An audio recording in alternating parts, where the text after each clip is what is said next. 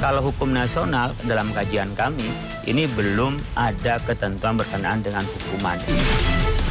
Hukuman itu bukan balas dendam. Dan sekarang karena nggak ada hukuman, mereka terang-terangan menyerupai perempuan pada laki-laki, laki-laki pada perempuan itu sudah dilaknat. Maka disebut dengan ancaman non-militer dalam Perpres 111 itu karena apa? Dia akan berubah kita ini. Anak-anak kita di sini sudah terpapar bahwa dia sudah kecenderungan untuk menormalisasi. Apakah atas nama HAM, atas nama keilmuan. Ketika dia sudah menggunakan normal dengan menormalisasi terhadap LGBT, hilanglah ketuhanan yang Maha Esa itu. Kan tidak semua penelitian itu adalah jujur secara ilmiah. LGBT itu membahayakan orang lain loh. Penyakit HIV/AIDS itu mayoritas kejadiannya karena hubungan sejenis. Dari cara berpikirnya sudah nggak normal. Karena itu mengganggu terhadap nilai-nilai bangsa, nilai-nilai ketuhanan yang Maha Esa, dan akan mengganggu, merusak terhadap masa depan Indonesia. Maka disebut dengan ancaman non-militer. Karena kalau ini diterima, pasti mengubah Pancasila. Kita akan mempidanakan yang mengkampanyekan. Orientasi itu kita lakukan dengan cara pembinaan. Kita punya hak asasi manusia, tapi dilandaskan dengan norma agama, bukan penyimpangan dijadikan perbedaan diakomodir tanpa nilai.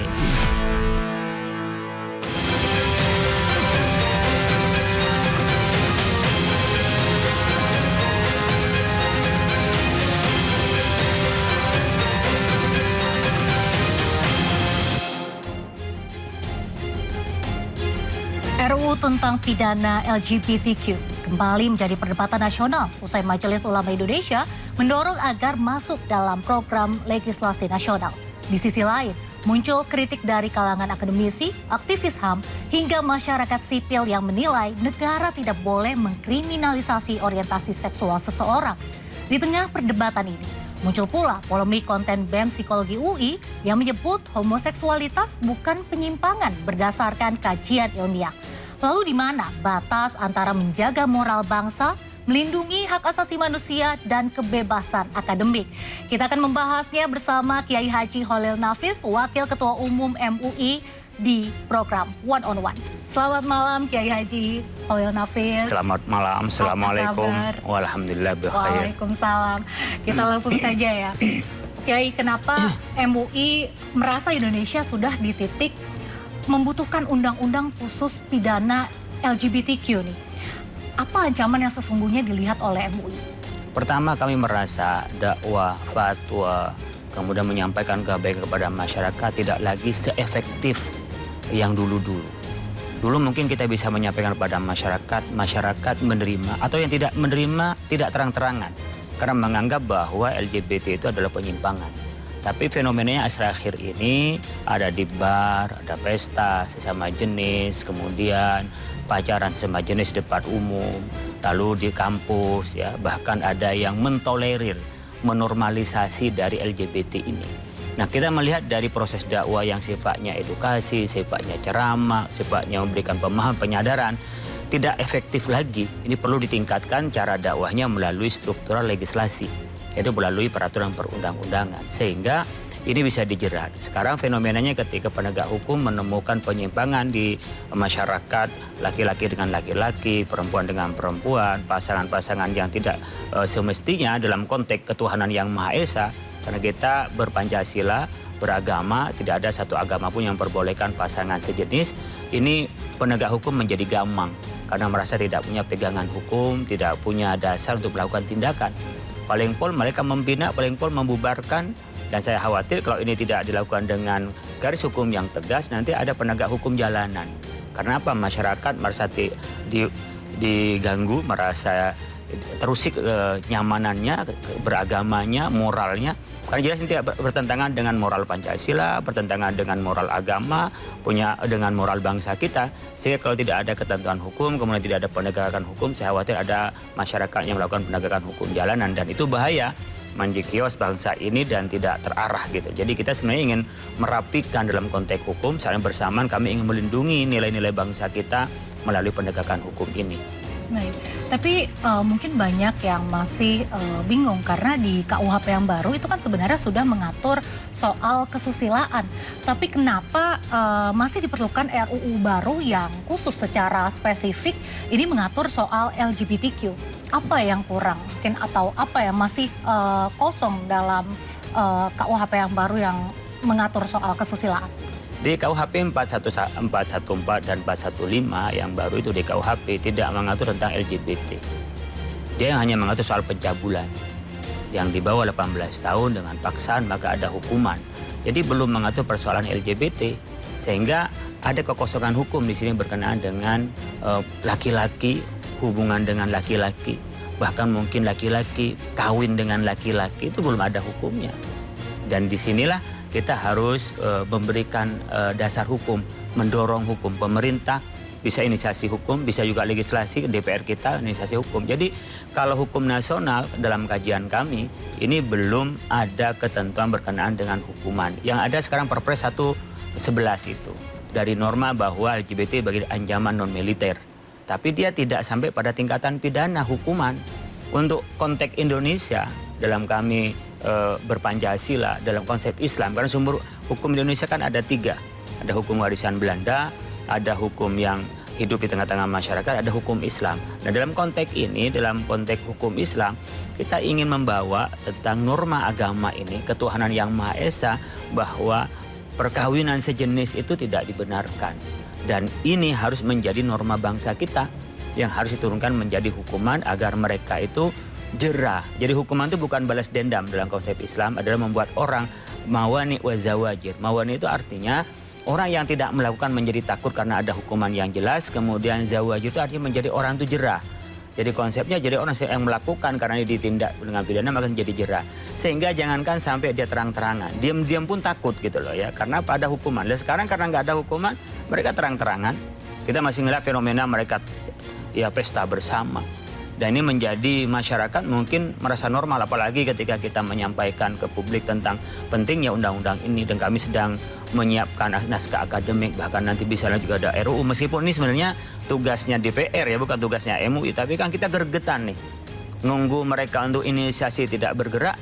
Ya kami berinisiasi untuk membantu menyumbang selain fatwa MUI yang akan diberikan kepada DPR sebagai bahan telaah sumbangsi dari hukum Islam kita, juga kita akan memberikan kepada mereka. Insya Allah setelah selesai nanti, ini sedang digarap tentang naskah akademik RUU kepada LGBT, ini soal pidananya. Jadi begini, ingin saya membedakan antara perilaku LGBT, mengkampanye LGBT, ini yang menjadi sasaran kami, menjadi sasaran untuk dipidana agar mereka jerah. Tapi bagi orang yang punya orientasi seksual, ya tentu kita melakukan pembinaan, karena ini penyakit, ini penyimpangan, ini ketidaknormalan. Maka kita harus kasihan pada mereka atas nama manusia yang sebenarnya ingin mereka kita kembalikan kepada gender hanya laki dan perempuan. Undang-undang perkawinan kita nomor 1 tahun 74 itu juga bicara perkawinan hanya laki-laki dengan perempuan, gak ada jenis lain. Bahkan kalau bahasa bercanda kita, toilet kita hanya laki-laki dan perempuan. Itu kalau bahasa bercandanya. Jangan menuntut ada toilet yang ya multigender atau transgender. Jadi kita hanya laki dan perempuan. Nah, dalam konteks ini kami ingin memberikan sebuah edukasi kepada masyarakat tentang bagaimana masyarakat ini menganggap tidak normal dan berusaha untuk mencari yang normal. Dan kalau dinormalisasi, dia merasa yang lurus, merasa yang benar gitu. Jadi kita yang mengatakan bahwa laki dan perempuan ini yang salah, yang benar ada lagi antara laki dan perempuan. Di kita nggak ada antara laki dan perempuan. Oleh karena itu yang orientasi seksual itu bukan sasaran pidana. Dia proses bagaimana mereka dinormalkan menjadi laki-laki sejati. Ini ada nanti yang bagian kejiwaan dan medisnya, mana yang memang cenderungnya laki-laki. Di Islam itu ada namanya khunsa. Khunsa ini adalah orang yang antara laki dan perempuan. Ada karena memang 2 jenis kelamin, ada yang memang nggak punya jenis kelamin. Ini nanti diambil kecenderungan mana? Kelamin laki-laki atau perempuan. Nah, ada yang memang secara jenis kelamin laki, mungkin punya kejiwaan perempuan yang menjadi maskulin. Nah, orang-orang yang perempuan menjadi maskulin, yang laki-laki menjadi feminim. Padahal dia jasanya adalah tubuhnya tubuh laki-laki, tapi menjadi feminim. Nah, ini kita harus luruskan bahwa Anda sebenarnya adalah laki-laki.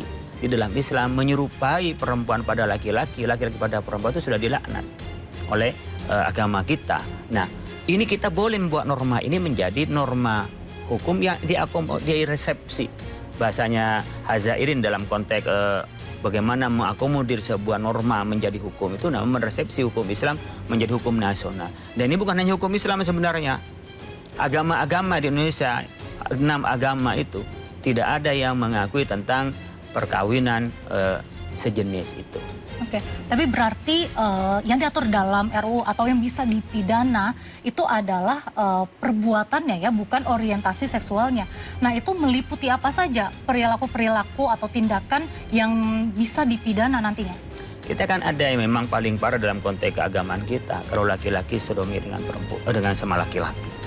Mohon maaf sekali ya bahasa kasar ya, saya mengatakan sodomi. Nah, begitu juga mereka melakukan aksi itu di depan umum, mengkampanyekan ini di depan umum, karena ini menurut kita adalah jariman Islam, pidana.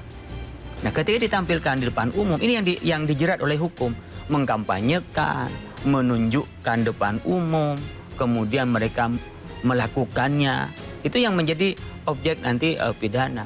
Tapi bagi orang yang memang punya ya perbedaan dalam kata kutip, mungkin penyimpangan dalam orientasi atau kelainan dalam orientasi, kita berkewajiban sebagai manusia untuk menyembuhkan mereka, meluruskan mereka. Jadi cara menyayangi mereka itu bukan membiarkan mereka salah dalam orientasi seksual, tapi luruskan orientasi seksual pada yang benar. Itu sebenarnya rasa sayang kita hanya berbedanya di situ. Ada yang mengatakan atas nama hak asasi manusia, itu kan pemberian dari Tuhan. Iya, pemberian dari Tuhan, tetapi Tuhan tidak menghendaki sebenarnya kita ini ada jenis kelamin antara laki dan perempuan. Harus disembuhkan kemana yang benar. Na'udzubillah min dzalik, umpamanya kita bukan gila. Ada orang menglahir oleh Allah kelainan lah.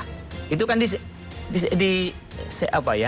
diobati atau kita juga dibenerin lah bagaimana sesuai dengan kodratnya itu. Jadi yang kita menjadi sasaran untuk pidana ada pada perilaku, menunjukkan depan umum, kampanye. Tapi yang orientasi kita luruskan, kita terapi, ya kita lakukan bagaimana mereka bisa sebagaimana mestinya. Oke, Kiai, ini kan di beberapa negara orientasi seksual itu dianggap bagian dari ranah privat ya. Tapi kenapa MUI justru melihat persoalan LGBTQ ini bukan sekedar urusan pribadi, tapi justru seperti persoalan publik yang mengancam bangsa? Kita bisa melihat ya, LGBT ini kan tidak beranak. Di dalam keagamaan kita, norma Pancasila kita dia ada pernikahan perkawinan. Ya, mereka tidak beranak tapi berkembang biak dengan cara menularkan kepada yang lain. Maka kalau tidak beranak, berarti kan akan pupus manusia. Nah, kewajiban kita di dalam konteks beragama, kita diperintah untuk mengajak kepada yang baik dan mencegah pada kemungkaran. Ini sama dengan kemungkaran dalam konteks kemanusiaan, dalam konteks keagamaan, dalam konteks kenegaraan, dia akan mengubah karakter bangsa ini. Yang berketuhanan yang Maha Esa itu akan tidak bertuhan lagi. Kenapa? Karena dia sudah melampaui dari ajaran agama-agama. Maka disebut dengan ancaman non-militer dalam Perpres 111 itu karena apa? Dia akan berubah kita ini. Kalau kita membiarkan mereka, oh kira ini bagian dari hak asasi manusia. Hak asasi manusia itu dibatasi dengan hak asasi manusia yang lain. Hurriyatil syakhsi mahdudatun bihurriyatil ghairi. Kebebasan seseorang itu dibatasi dengan kebebasan orang lain. Jadi kita tidak bisa menyamaratakan seluruh dunia. Kita punya Pancasila, punya Undang-Undang Dasar, mengakui norma agama, norma bangsa, norma Pancasila. Tidak disamakan dengan Belanda yang mengesahkan atau negara lain di Eropa yang mengesahkan. Tidak bisa disamakan. Karena kita punya ranahnya sendiri. Disinilah letak bagaimana kita melindungi kemanusiaan, melindungi bangsa ini, melindungi, menurut saya berkenaan dengan keagamaan ini, kepercayaan kita. Itu yang kita lindungi dengan proses apa? Ya dihukum. Kalau tidak dihukum, maka akan dianggap normal. Baik. Nah, tapi banyak yang beranggapan kalau misalnya prioritas permasalahan di Indonesia ini sebenarnya adalah korupsi, lalu judi online, dan kekerasan seksual serta narkoba. Tapi kenapa MUI justru mendorong isu LGBTQ ini untuk masuk ke legislasi saat ini? Korupsi kami juga merespon bahwa korupsi dalam jumlah tertentu itu untuk dihukum mati. Bukan kami tidak merespon. Bukan berarti kalau merespon tidak merespon itu. Berkenaan dengan masalah kekerasan seksual, kami merespon. Ada tim bagaimana mendampingi sekolah-sekolah, tempat-tempat pendidikan untuk mereka aman dari kekerasan seksual. Kami lakukan itu. Apa yang menjadi persoalan bangsa ini, kami juga terlibat di dalamnya. Bahkan memajukan tentang ekonomi, kerakyatan, kami juga terlibat di dalamnya. Jadi bukan berarti karena kami mendukung LGBT untuk jadi legislasi, terus yang lain saya lupakan. Enggak, semuanya paralel. Tapi ini menjadi isu besar karena akhirnya ini memang fenomenanya menjadi-jadi. Udah gak ada malu-malu, kemudian juga mereka merasa normal. Bahkan mungkin kita yang normal dianggap tidak normal, merasa mereka yang normal. Maka di sini ketika yang benar tidak bersuara, maka tidak beneran itu yang dianggap benar di tengah-tengah masyarakat. Jadi jangan berarti kita mensuarakan LGBT menjadi tidak mensuarakan yang lain, bisa dicek. Banyak sekali kita mengadvokasi tentang PIK 2. Nah, yang jelas di masyarakat. Kita juga mengadvokasi berkenaan dengan keadilan masyarakat.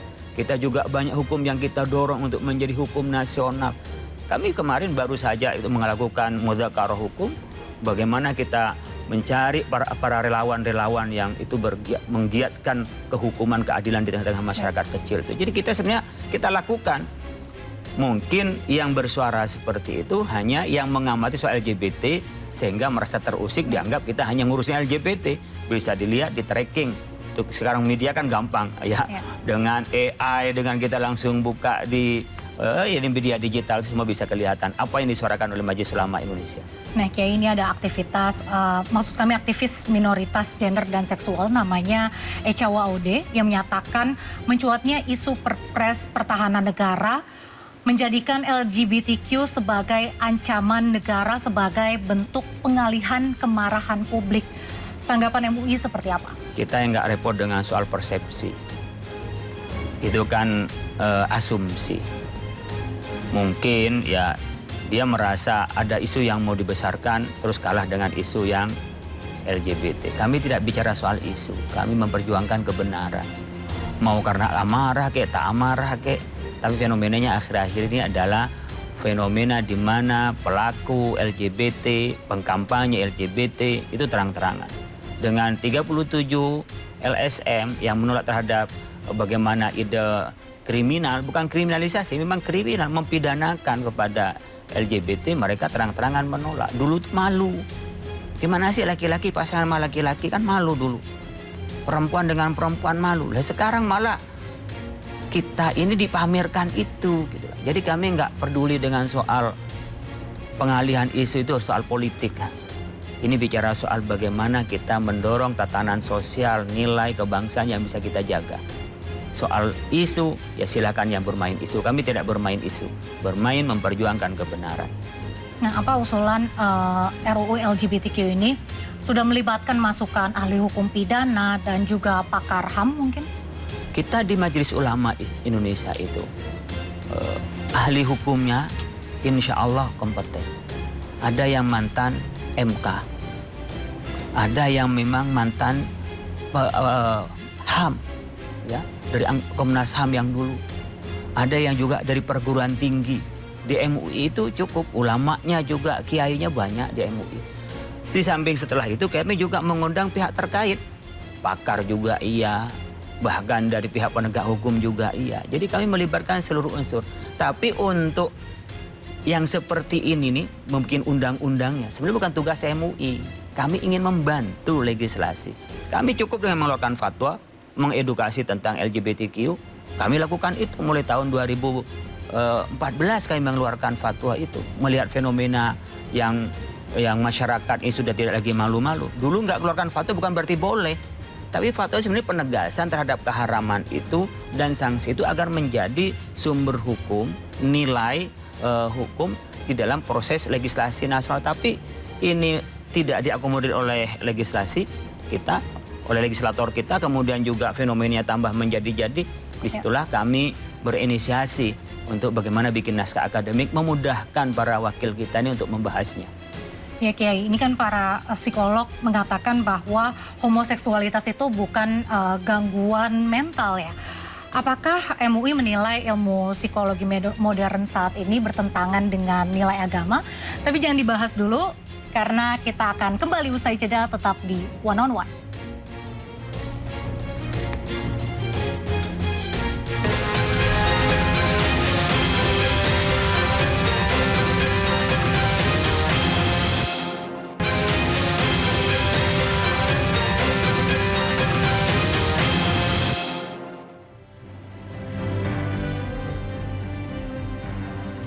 Ya Kiai, polemik ini kan bermula dari unggahan BEM Psikologi UI ya, yang mengatakan bahwa laporan APA atau American Psychiatric Association itu mengatakan bahwa homoseksualitas bukanlah gangguan mental.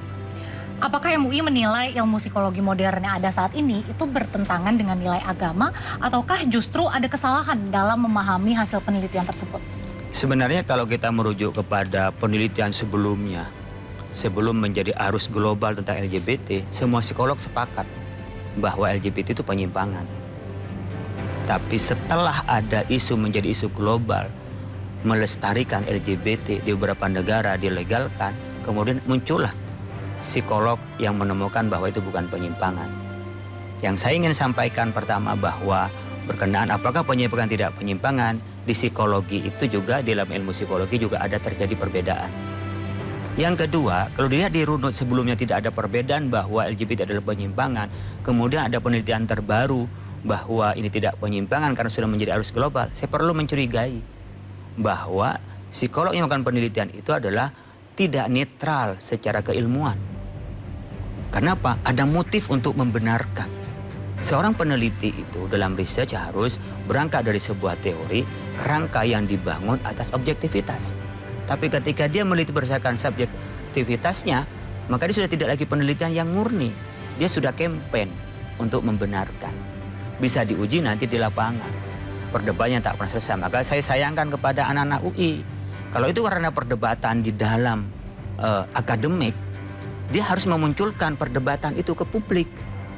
Tapi kalau sudah dia mengambil bahwa itu bukan penyimpangan, berarti anak-anak kita di sini sudah terpapar.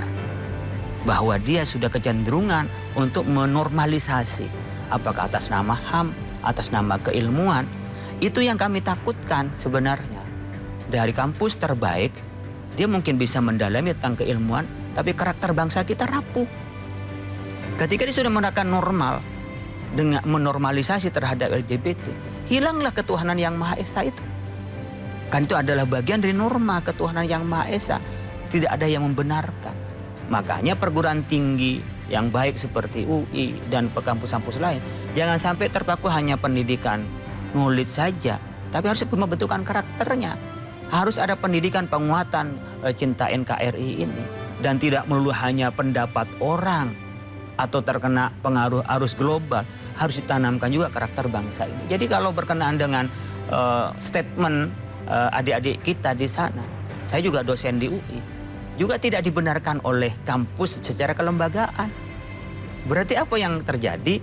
Kampus ini masih belum bisa mensterilkan anak-anak kita itu dari pengaruh LGBT.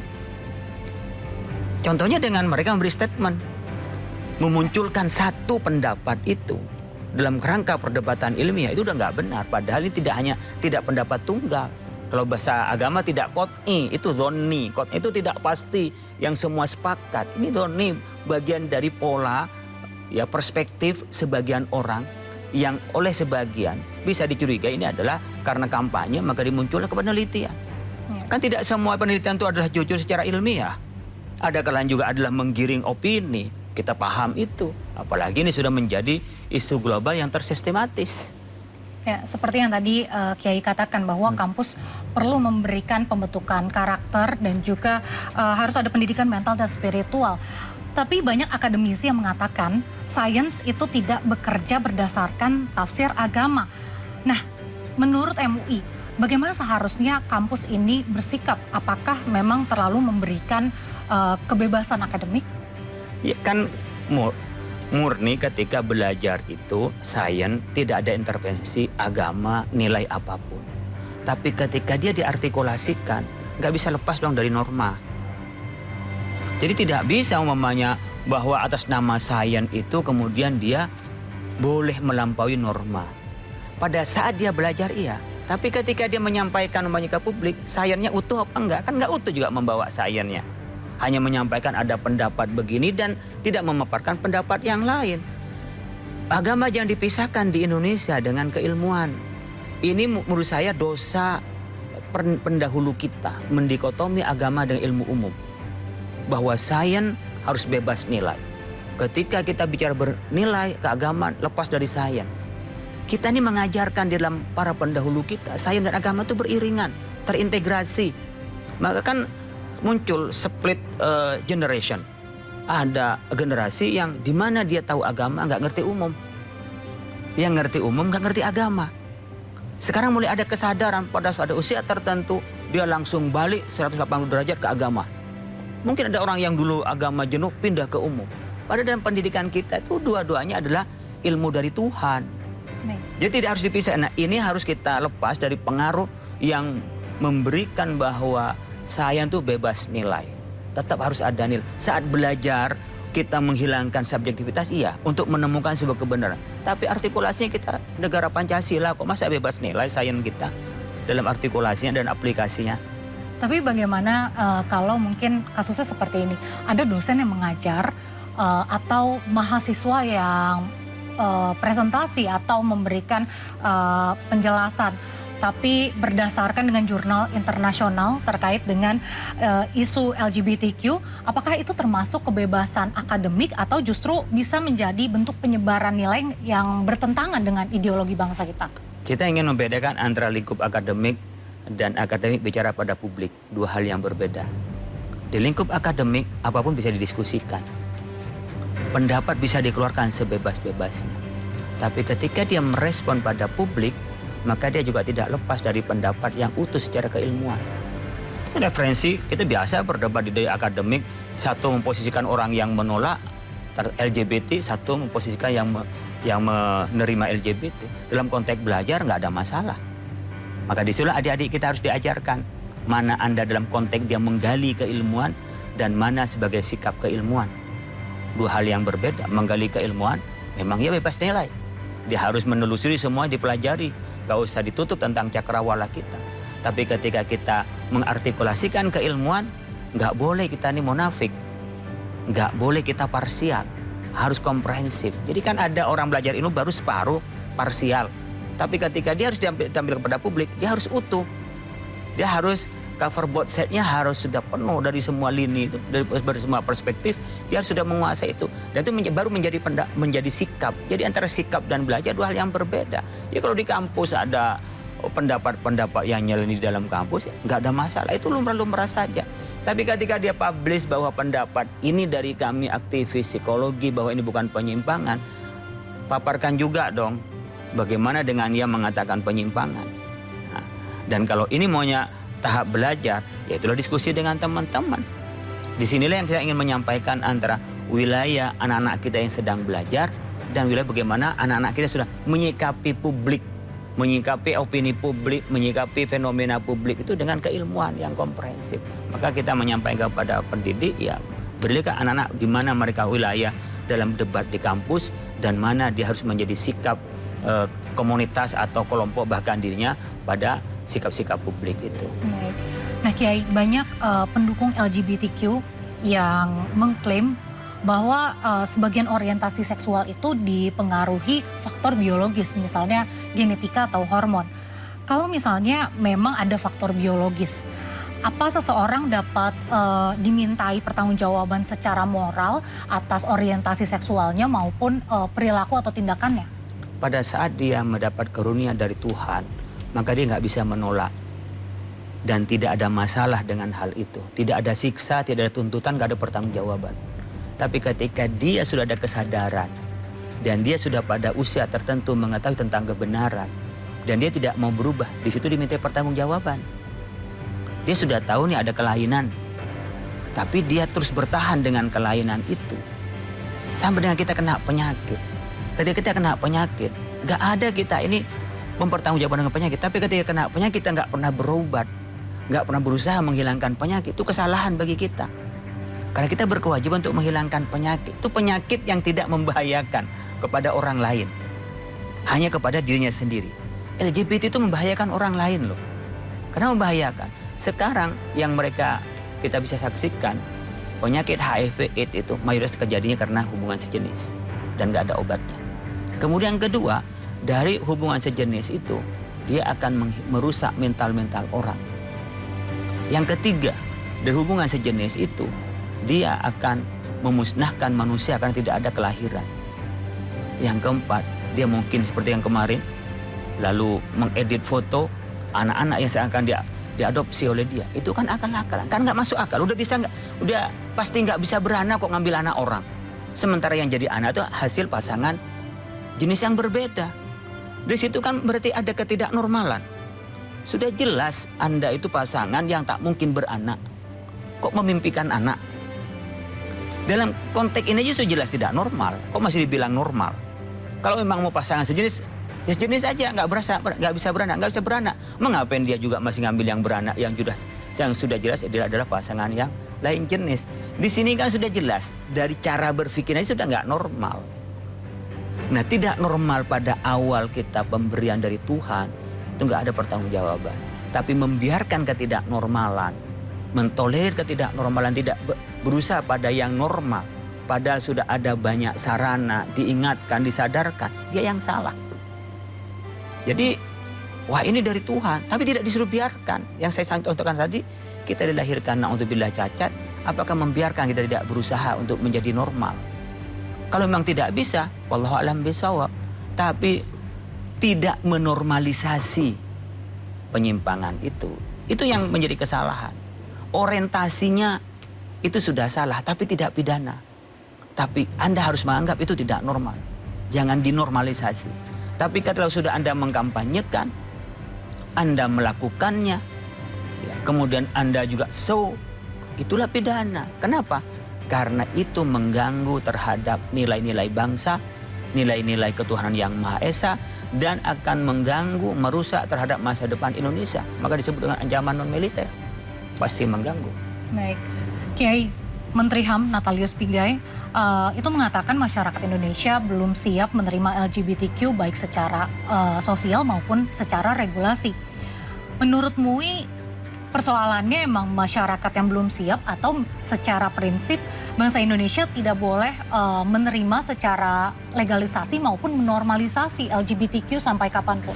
Itulah menteri yang nggak paham tentang Pancasila. Tidak paham tentang Indonesia. Kita selama berpegang pada Pancasila tidak akan. Jadi bukan kita yang belum bisa nerima. Ini yang harus selamanya tidak diterima. Jadi menteri ini perlu ditatar dulu tentang kerangka HAM kita. Jangan sampai ikut hamburger ya. Harus dipahamkan dulu tentang Indonesia. Jadi bukan belum siap menerima. Memang tidak bisa menerima, tidak akan diterima selama kita masih berdasarkan Pancasila dan Undang-Undang Dasar 45. Akan disebut jelas tentang ketuhanan, tentang menjalankan ajaran agama, dijamin oleh undang-undang. Gitu. Selamanya. Makanya kan dianggap ini ancaman non-militer, karena kalau ini diterima, pasti mengubah Pancasila, mengubah tatanan sosial kita. Jadi selama tidak akan pernah menerima. Kecuali diubah, makanya diubahnya dengan apa? Menormalisasi. Harus dihadang dengan apa? Iya, undang-undang kita. Karena perdebatan ini saja kita nggak berhenti-berhenti. Kemudian kita menyampaikan, masih terus ada fenomena gejolaknya dan gejalanya makin banyak. Ya. Maka harus ada koridor hukum yang menjadi dasar penegakan hukum. Ada ini tidak menular, mengembang biak. Beranak pasti tidak beranak. Tapi berkembang biak dengan cara menular. Hancurlah masyarakat, generasi kita yang akan datang pasti hancur. Ya. Dan seiring makin kesini kan LGBTQ itu semakin berkembang ya. Mungkin dulu yang kita tahu hanya lesbian, gay, maksudnya homoseksual saja. Tapi makin kesini namanya saja udah jadi LGBTQIA++, Queer, ada panseksual, aseksual. Yang saya ingin tanyakan, apakah jenis-jenis orientasi seksual di luar lesbian dan gay atau biseksual itu juga diatur nantinya dalam RUU LGBTQ yang akan dipidanakan itu? Ya kita lihat aja dalam pembahasan kita. Tapi kalau dalam Islam itu yang normal laki-laki kepada perempuan dan diikat dengan pernikahan. Kemudian laki-laki dengan laki-laki dianggap zina. Dan dalam Islam ada sejarah namanya kaum Nabi Lut. Faktulul fa'il wal maf'ul. Hukumannya itu bisa lebih berat daripada perzinahan. Udah nggak ditanya soal muhson tidak muhson, artinya punya pasangan tidak punya pasangan. Kalau zina laki dan perempuan kan ditanya antara bisa pasangan tidak pasangan kan beda hukumannya. Antara rajam dan juga hukuman yang lebih berat namanya hukuman mati. Dan kalau seperti halnya laki dan laki udah nggak ditanya lagi, bunuh itu paling keras. Maka kita mengatakan hukum liwat, hukum laki dengan laki-laki itu bisa lebih berat daripada hukuman zina, dia bisa dibunuh. Nah, orientasi pada yang lain seperti juga sepan laki-laki atau biseksual atau kepada hewan, ya, itu ada tersendiri dalam kategori dalam Islam. Sedang kami buatkan itu. Artinya selain pasangan laki dengan perempuan, perempuan dengan laki-laki di dalam Islam dianggap tidak normal. Orientasinya harus diluruskan kepada yang benar. Pelakunya itu dianggap di Islam dianggap adalah jarimah, dianggap pidana. Nah, ini kita akan masukkan dalam prolegnas kita agar menjadi pembahasan karena hak Indonesia juga dari agama Islam itu hukum Islam bisa menjadi diresepsi, diakomodir, diundang-undangkan dalam bentuk undang-undang yang mengikat di Indonesia dan bisa ditegakkan oleh penegak hukum. Baik, berikutnya saya akan menanyakan lebih dalam terkait dengan isi RUU ini dan kaitannya dengan perlindungan HAM. Tapi kita akan bahas usai jeda, jangan kemana-mana pemirsa, tetap di One on One.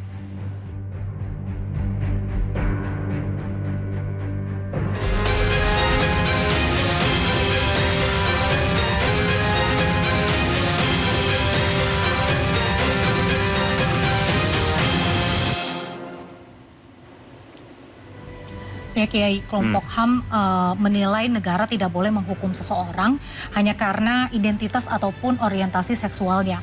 Bagaimana MUI memastikan bahwa perjuangan moral ini tidak berubah menjadi tindakan yang diskriminatif untuk sesama manusia? Pertama, mereka tidak bisa menangkap apa yang disampaikan oleh MUI. Sekali lagi, kita nggak bicara orientasi seksual yang dipidana, bukan. Pelaku terhadap penyimpangan seksual berupa ya lesbian, sodomi, dan seterusnya. Mohon maaf saya nyebut ini ya, mohon maaf sekali lagi kepada pemirsa. Tanpa niat kami ini menyampaikan yang jorok, tapi karena ini hukum memang kadang-kadang perlu disebutkan. Ya, jadi bukan orientasinya.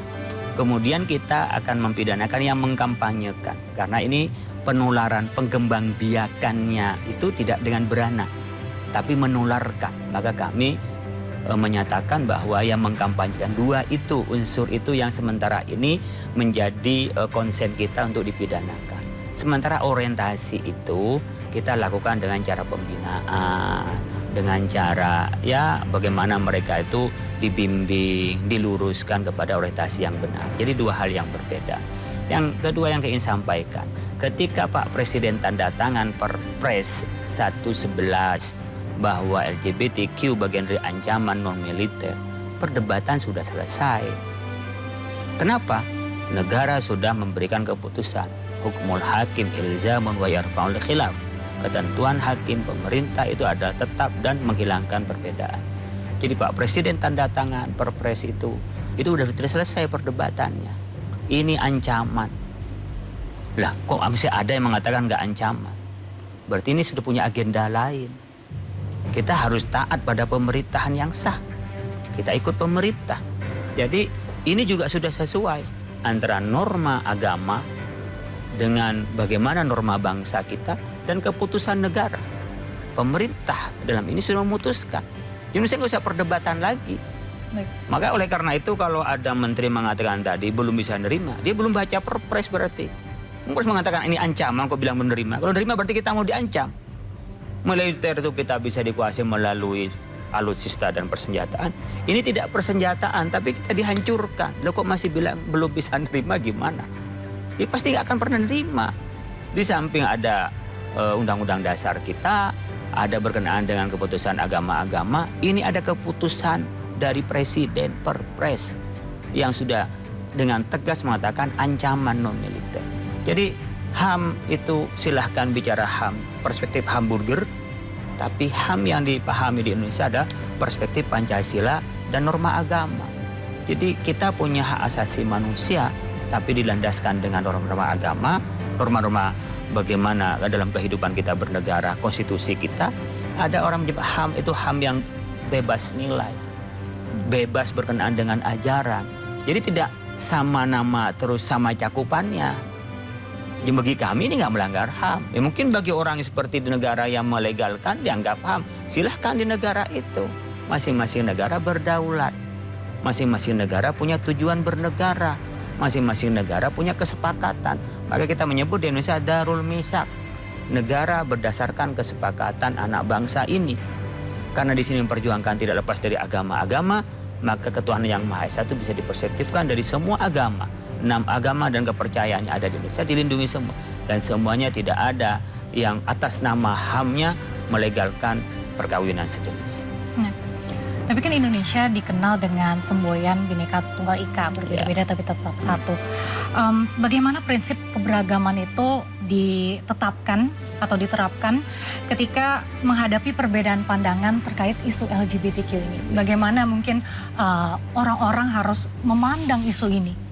Kita akan melihat bagaimana berbeda itu kan kita punya 17.000 pulau lebih, punya 400 lebih bahasa kita punya suku, budaya yang berbeda. Itu yang disebut dengan berbeda-beda jadi satu. Bukan penyimpangan dijadikan perbedaan diakomodir tanpa nilai. Ini yang banyak orang menafsirkan salah sesuai dengan kehendaknya sendiri. Kita nggak bisa menerima nilai luar yang itu tidak dalam cakup kebinekaan. Jadi bineka itu dalam konteks yang memang natural, naluri, dan juga fenomena bangsa. Tapi penyimpangan ya bukan bagian dari bineka. Jadi tidak semua akan masuk ke atas nama kebinekaan. Nanti kita menjadi lepas hukum, lepas nilai. Jadi Bhinneka Tunggal Ika masih dalam nilai, dalam konteks kekayaan bangsa kita ini, suku yang berbeda, bahasa yang berbeda, kemudian latar belakang yang berbeda, itu disatukan dalam konteks nasional kita. Oleh karena itu dalam konteks ini bukan bagian dari kebinekaan yang ditolerir di dalam Bhinneka Tunggal Ika, karena ini adalah penyimpangan. Jadi tidak bisa, umpamanya, atas nama kebinekaan orang boleh berzina, boleh mempertonton atas nama kebebasan, bolehlah saya jalan depan umum tanpa pakaian apa-apa. Apa tidak punya hak? Mata saya juga mengatakan tutupi itu auratmu. Apa tidak punya? Atas nama kebebasan, maka boleh saya umpamanya meskipun dengan pasangan, lalu kemudian dia umpamanya mohon maaf punya hubungan depan orang banyak. Dia bebas, tapi kami juga punya kebebasan untuk melaksanakan yang menurut kami yakini. Demikian juga apalagi ini sudah di luar norma. Tidak bisa dibenarkan masuk atas nama kebinekaan sesuatu di dalam kerangka, sesuatu di luar kerangka ketuhanan yang Maha Esa. Nggak bisa. Jadi ini bukan dalam bentuk kebinekaan yang dimaksud dalam Bhinneka Tunggal Ika.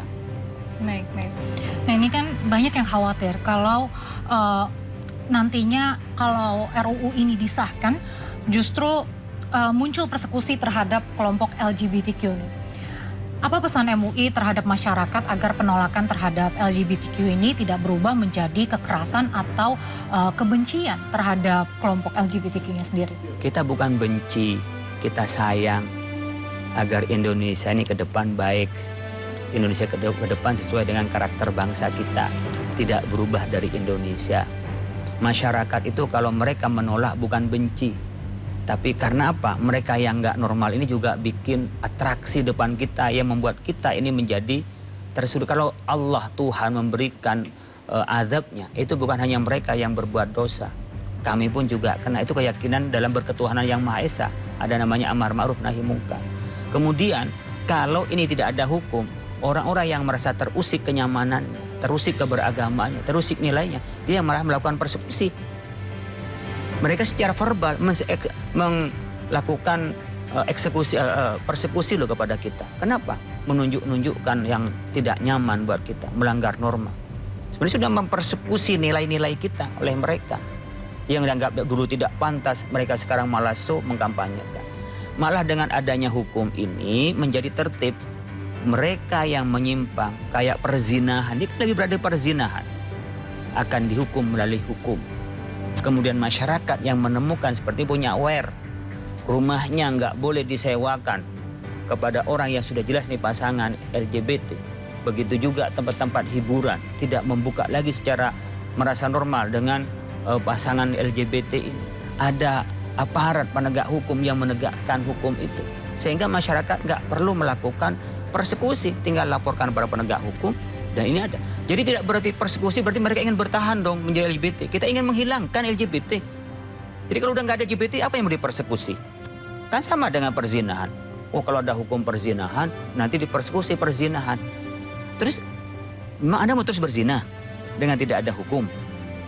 Ya tidaklah. Kita ada hukum itu biar nggak ada perzinahan. Jadi nggak ada persekusi. Kalau dengan ada hukum tidak LGBT, apa yang mau dipersekusi? Makanya yang sekarang teman-teman saudara-saudara kita yang terjangkit ini, apakah dia bawaan atau karena dia ketularan? Biar berhenti. Kalau udah berhenti, ada hukumnya, apa yang mau dipersekusi? Ya nggak ada persekusi lah. Malah dengan tidak ada hukum, mereka merasa benar, berkembang biak. Kamilah secara nilai yang dipersekusi, yang benar dianggap tidak normal. Coba. Dianggap kita ini melanggar HAM.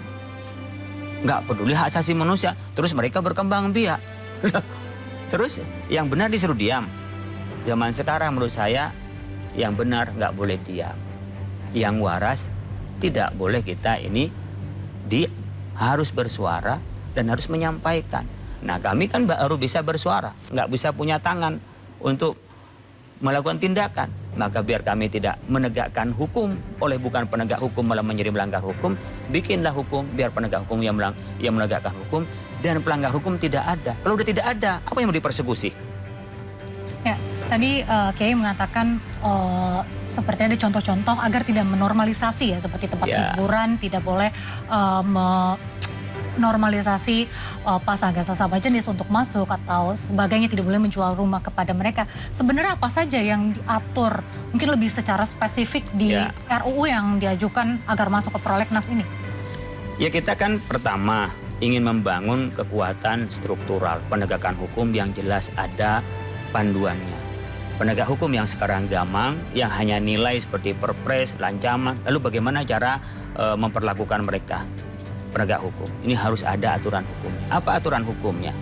Aturan hukumnya adalah orang yang mengkampanyekan, orang melakukan harus ditindak sesuai dengan kerangkanya. Orang yang mengkampanyekan juga begitu.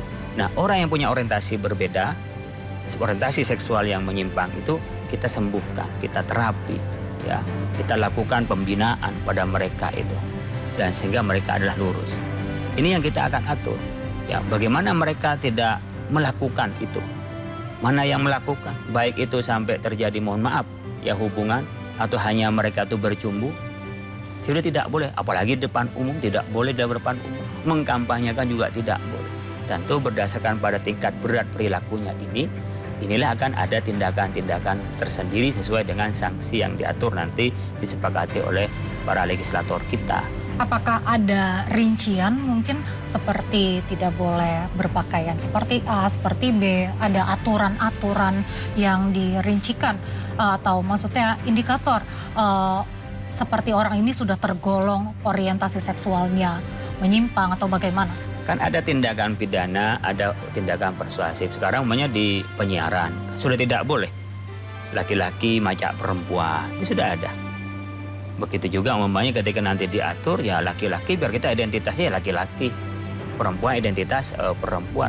Kalau itu saya punya awareness-nya, punya rasa kebersamaan kita sebagai masyarakat menganggap itu aneh, orang menjadi tidak nyaman. Jadi ada kontrol masyarakat. Jadi ada yang memang dilakukan oleh penegak hukum pasti ada landasan hukum, tapi dengan norma hukum ini orang akan menjadi aware, merasa bagian dari mereka ingin menegakkan dengan tradisinya. Jadi dianggap aneh. Ya, di kalangan kami umpamanya santri, orang pakai celana pendek itu kan pasti aneh. Nggak nyaman, udah bikin. Tapi di tempat lain ya silakan. Tapi nanti umpamanya berkenaan dengan ada laki-laki bermacam perempuan, orang udah anggap aneh. Jadi udah nggak nyaman. Dan sekarang kan malah kampanye saya itu kan banyak yang viral. Saya udah ngambil ini anak kecil itu kan naudzubillah min dzalik. Terus dia nggak normal, nanti kalau nggak ada yang menegur, tidak ada hujah atau tidak ada orang yang mengkanter dengan kondisi seperti ini, kan dianggap normal itu. Ya. Orang yang nggak normal merasa punya ada temennya, terus menjadi-jadi.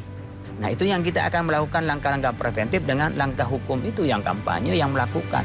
Nanti detailnya pasti adalah DPR lah yang membahas. Kami kan bukan anggota dewan. Ya. Kami udah bayar anggota dewan, biar anggota dewan yang membahas gimana yang maslahat. Tapi yang jelas melakukan dan kampanye tentang LGBT itu adalah melanggar norma agama, melanggar norma Pancasila. Ya Kiai, cuma kan ini banyak mungkin sebagian orang menganggap RUU LGBTQ ini melanggar ranah privat mereka ya. Sebenarnya gimana sih batas yang ideal antara kewenangan negara menjaga moral publik dan juga hak privasi warga negaranya? Di kita pernikahan itu bukan wilayah private. Mengatur anak wilayah private pasti punya batasan. Mungkin ada orang yang tidak mau disentuh private-nya sama sekali. Tapi di kita kan soal perkawinan diatur oleh negara. Soal namanya ada pencatatannya, ada prosesnya. Kan wilayah publik yang diatur oleh pemerintah. Termasuk perkawinan, pernikahan yang dengan lain jenis. Bahkan umurnya pun diatur oleh kita. Apakah kita dianggap menyatu private? Sementara kalau diatur umur nggak ada yang bermasalah kan? Ketika diatur jenisnya kok jadi permasalahan? Ini padahal kalau dihitung-hitung, orang yang menikah di bawah umur pun itu sebenarnya masih normal, hanya tidak sehat. Normal laki-laki dengan perempuan masih tapi tidak sehat. Belum waktunya dia hubungan. Belum waktunya berkeluarga, dia berkeluarga. Ini masih sehat loh. Ini diatur, nggak ada yang, kalau tadi kembalikan logika tadi, nggak disorotin. Giliran sudah jelas menyimpang laki-laki dengan laki-laki, perempuan dengan perempuan. Dia merasa diintervensi oleh negara. Mereka ini saya tahu betul yang teriak-teriak jangan diintervensi urusan private kami untuk pasangan. Mereka lah yang mengajukan agar usia perkawinan itu batas dari 16 menjadi 18. Dari 19 menjadi 20. Dari 21 untuk laki-laki. Ini mereka perjuangkan dalam bentuk undang-undang. Ya. Tapi ketika perkawinan laki-laki dengan perempuan, nggak boleh dengan laki-laki, lalu dianggap pemerintah nggak boleh intervensi. Nggak konsisten dong dengan perjuangan mereka itu. Kami tahu juga mereka-mereka yang teriak-teriak soal mendewasakan usia perkawinan. Ini masih normal, kita negara disilahkan masuk dan kami setuju demi kualitas bangsa kita ke depan. Selaras dengan Al-Quran, biar nggak meninggalkan generasi yang lemah. Ini generasi yang lemah aja kita diantisipasi. Ini generasi yang rusak nggak diantisipasi gimana? Negara nggak harus hadir di sini. Haji aja difasilitasi oleh negara yang kita bisa jalan sendiri. Ya, zakat difasilitasi oleh negara, kita bisa ngasih sendiri. Masa urusan perkawinan gitu negara masuk dianggap terlalu intervensi pada private. Baik, saya dapat poinnya. Oke, kita akan bermain pertanyaan cepat nih, jawab singkat saja. Ada yang mengatakan larangan justru membuat komunitas LGBTQ semakin tertutup dan sulit dibina. Anda setuju atau tidak? Kita mau menghilangkan dia, bukan hanya dibina. Oke, apa pandangan MUI terhadap terapi ataupun pendampingan bagi individu yang ingin meninggalkan perilaku homoseksual? Kita akan siapkan ustadznya, siapkan ahli psikologi dan medisnya agar mereka pada jalan yang benar, asalkan mereka sadar mau berubah. Apa yang MUI siap berdialog secara terbuka dengan komunitas LGBT untuk mencari titik temu tanpa mengorbankan prinsip agama? Saya siap terbuka. Kami dakwah itu selalu menyampaikan pada mereka, tapi tidak berarti kami akan mentolerir mereka terus LGBT. Baik, terakhir ini bukan pertanyaan singkat dan cepat lagi. Kalau RUU ini benar-benar disahkan nantinya, apa yang ingin diwariskan MUI kepada generasi muda Indonesia? Sex identity, bahwa pendidikan sex identity tidak hanya kita cerita. Karena bercerita, menyampaikan, membina sudah kurang efektif. Karena arus informasi global sudah tak terbendung lagi ke Indonesia. Oleh karena itu, ini harus tegas melalui regulasi. yang bisa membatasi penyimpangan yang merusak terhadap identitas bangsa ini, sehingga gender kita hanya mengenal gender laki-laki dan perempuan, kemudian perkawinan, pernikahan hanya antara laki-laki dan perempuan. Pasangan itu karena berbeda. Kalau satu jenis bukan pasangan, tapi itu namanya barengan. Baik. Nah, pemirsa, perdebatan tentang RUU LGBTQ bukan hanya soal setuju atau tidak setuju.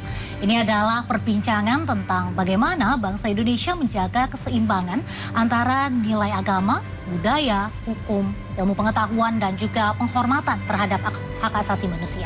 Perbedaan pandangan adalah bagian dari demokrasi dan semoga dialog tetap dapat dibangun dengan kepala dingin, saling menghormati dan tanpa kebencian maupun kekerasan terhadap siapapun.